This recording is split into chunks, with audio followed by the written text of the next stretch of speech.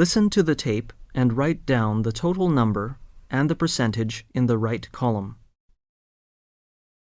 Here are some figures about Britain's migration in 1993.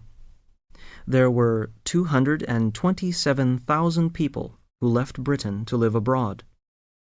25% of them left for other EU countries.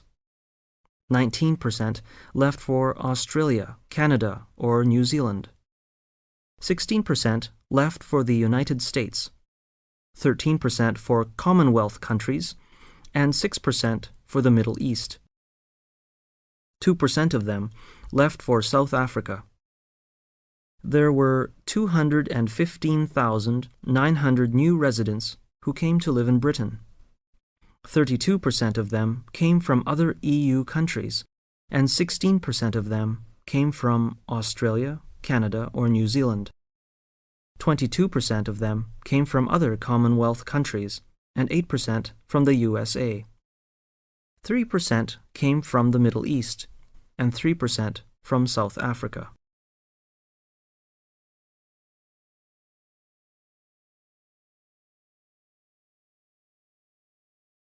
Listen to the talk and write down the prices in the boxes provided.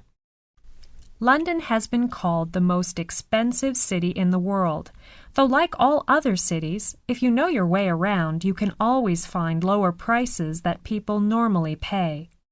Transport is expensive compared with other places. The minimum bus fare is 40 pence. This is only for about a kilometer's ride. If you want to go further, you have to pay more.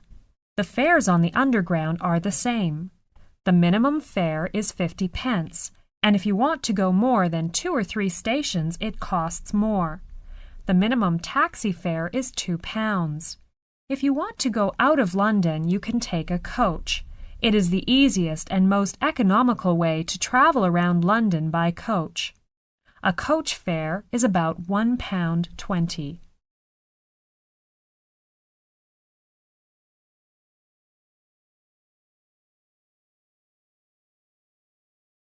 In London, accommodation is another very expensive thing.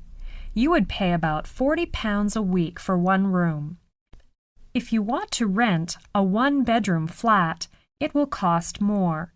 You would generally pay about £200 per week for it.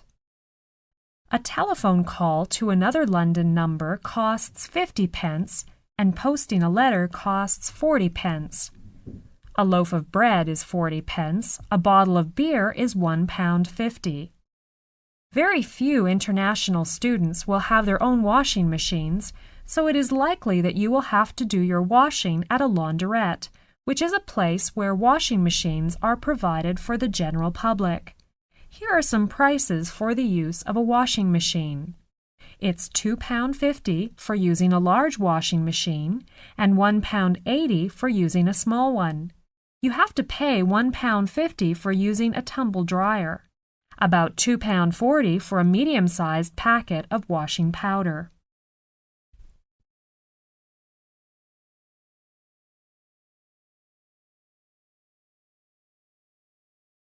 Now let's turn to clothes. It's difficult to find an average price for clothes because there is a big difference in the price range, depending on the kind of shop you buy your clothes in and what quality you buy. I've just walked around some local shops, however, and these are the prices I saw. A shirt, £12, a jacket, £45, a pair of jeans costs £25, a pair of running shoes costs £35, and a warm coat £50. A light raincoat is £39. A skirt is £23, and a day dress is £49. What do you think? Is London cheaper or more expensive than your city?